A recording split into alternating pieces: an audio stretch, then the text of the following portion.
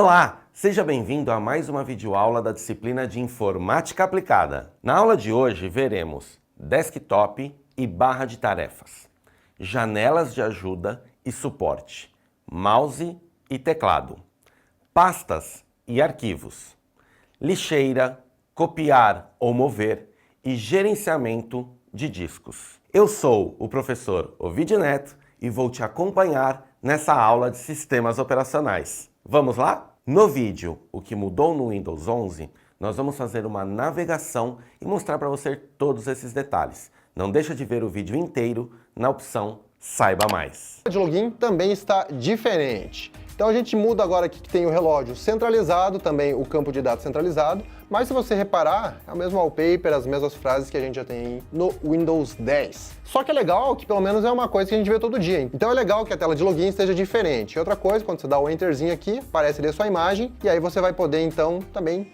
reparar alguns detalhezinhos, né? Mudou umas corzinhas, mudou um pouquinho os campos de inserção de senha, mas nada de outro mundo. Número 3, na hora que você fizer o login no sistema, você já vai conferir que mudou outra coisa, que é a nossa barra de tarefas, que deixa os ícones centralizados agora, sendo que antes eles ficavam à esquerda da tela, e isso parece ser uma inspiração em um certo sistema. Mas se você não gostar aqui da sua barra de tarefas com os ícones centralizados, você pode alinhá-los novamente à esquerda. Número 4, o menu iniciar também está um pouco diferente. Se a gente ver aqui agora, a barra de pesquisa fica em cima, sendo que no Windows 10 você só digitava iniciar e começava a digitar qualquer coisa. E aqui fica então uma barrinha mais visível.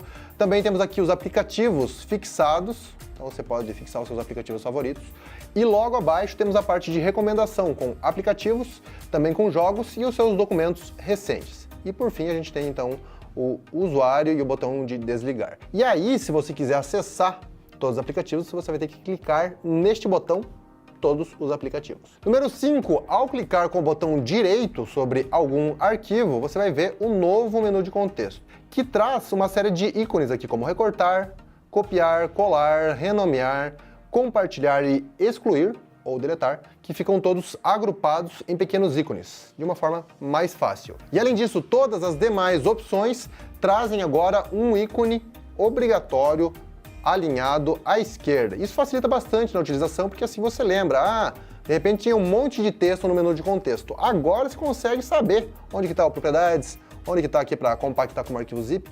O desktop é a área de trabalho do seu computador.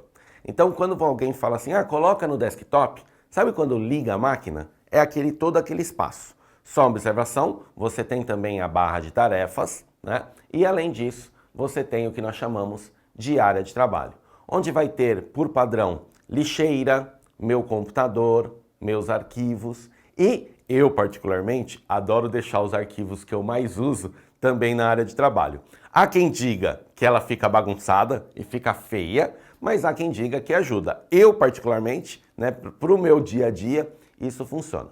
Então, essa questão da área de trabalho é onde você vai ter os ícones dos softwares que você mais usa com frequência.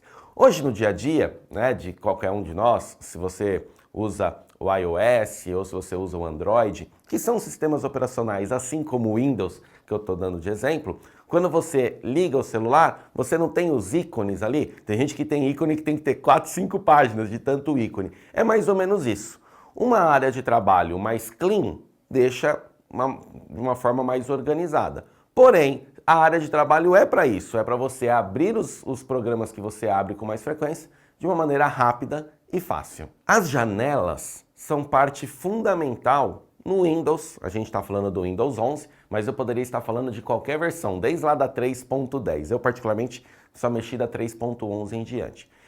O termo janela, falar de janela quando o sistema operacional é o Windows, é algo tão comum, por quê? O que é o Windows em inglês? Janelas.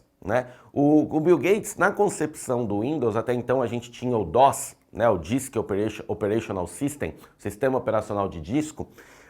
A ideia do sistema operacional Windows, ela vem justamente para essa questão de multitarefa e multiusuário.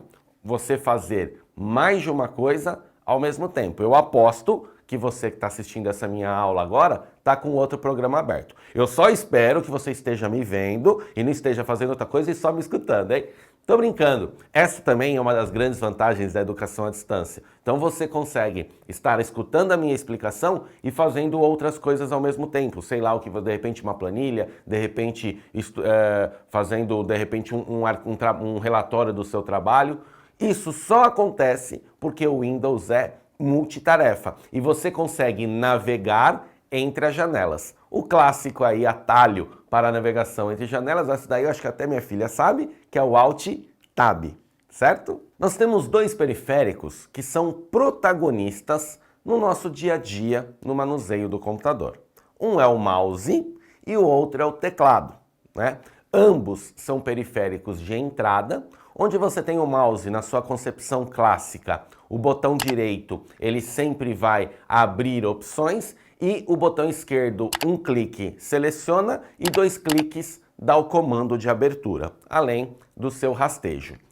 Já o teclado, outro periférico de entrada, que segue aí hoje no Brasil o que a gente chama de ABNT, né, Associação Brasileira de Normas Técnicas, é onde você vai digitar todas as informações, seja para abrir um navegador, seja para responder um questionário aqui que eu vou fazer para você depois desse vídeo, para você interagir com textos, você sempre vai usar como artimanha, como ferramenta, o teclado. Aqui eu trouxe para vocês um gráfico comparativo, onde nós temos a aplicação, né, da utilização do Windows 10 na sua versão 21H2 e a 21H1, tá? Percebam que a gente tem ainda uma fatia aí de 23,9% do mercado na versão 21H1 e nós temos aí 38,2% a liderança no mercado, ainda de uma forma geral, a questão do Windows 10.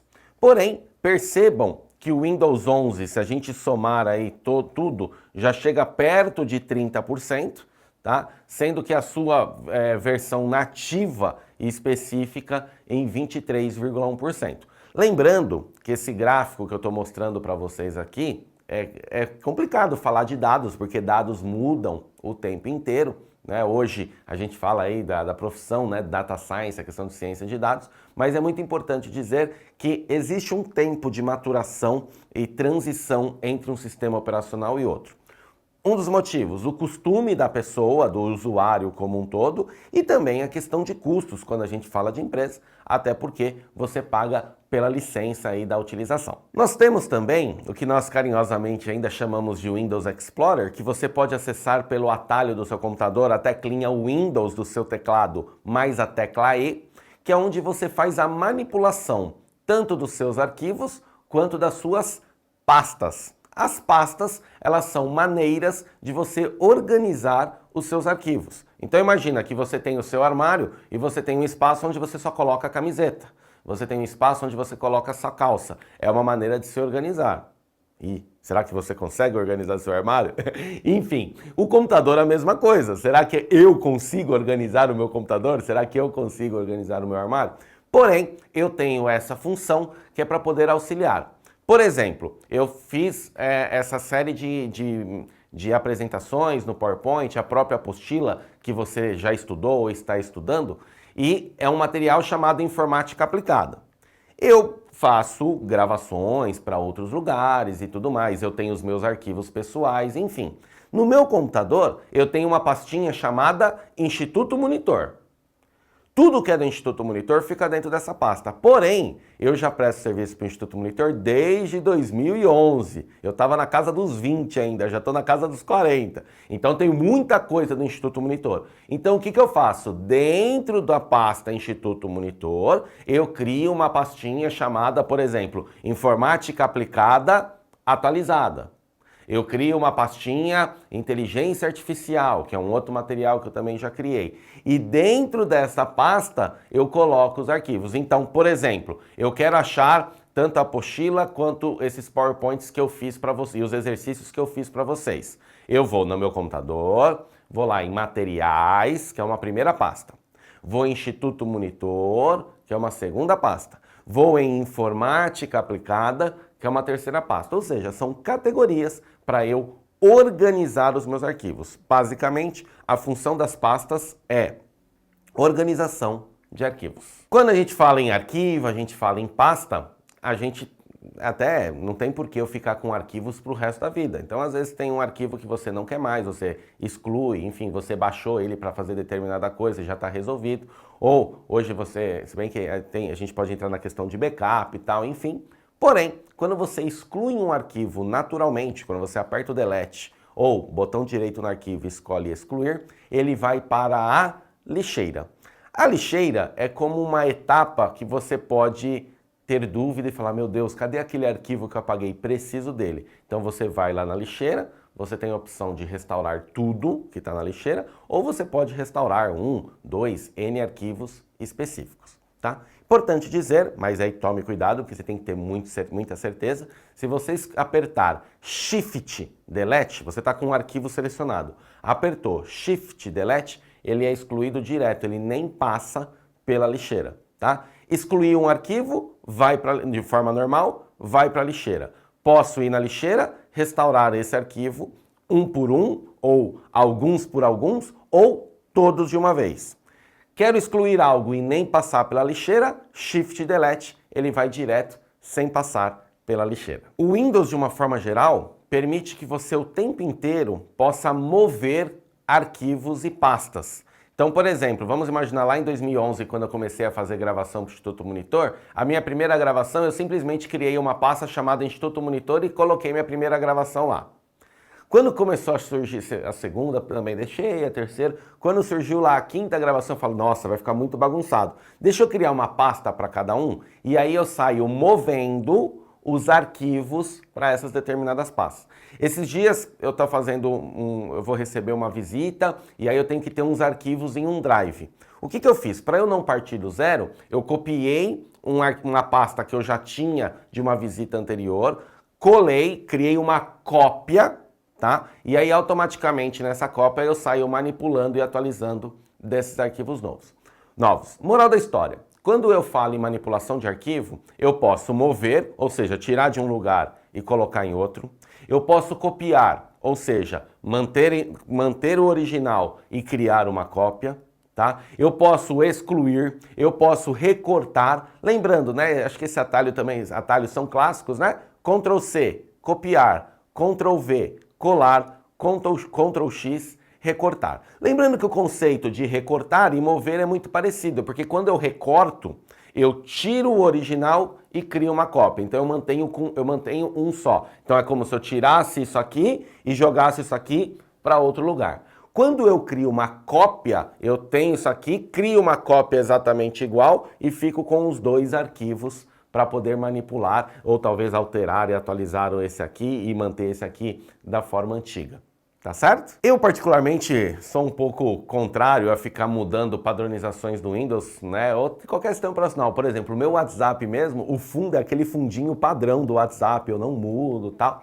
Mas enfim, é importante dizer que você tem lá no seu painel de controle, na parte de vídeo, toda uma manipulação de mudança de cor de ícone, de cor de tema, de cor de imagem. Então você pode mudar algo específico, tá? Ou você pode mudar o tema inteiro do computador. Então, sabe quando você dá duplo clique? É que hoje os computadores estão tão rápidos, né? Mas sabe quando você dá duplo clique e o computador pensa e vem aquela ampulhetinha lá? Você pode pôr o tema do fundo do mar, quando você dá duplo clique vai aparecer lá um mergulhador. Enfim, tudo isso você configura no seu painel de controle, tá? E você muda essa questão das cores do tema. Lembrando, quando eu falo em cores do tema, quando eu seleciono um ícone, ele fica azul ou escrito, eu posso mudar isso. Quando eu clico com o botão direito, eu posso mudar essa cor, eu posso mudar a cor do fundo, eu posso mudar a cor da barra de tarefa. Hoje, a gente tem muitas pessoas usando, eu particularmente, embora eu programe, e muitos programadores gostam, eu não gosto do fundo preto. Mas hoje é uma tendência, muita gente vem trabalhando cada vez mais. Há quem defenda que é algo mais moderno e tal. Pode ser, eu tô com 41 anos aí, mas enfim, quando você faz essa mudança, essa questão de contraste, tudo isso faz parte da personalização das cores do ambiente como um todo. Chegamos ao final de mais uma videoaula. aula de sistema operacional. Não deixe de ver mais informações no Saiba Mais aí do seu material. Tchau, tchau!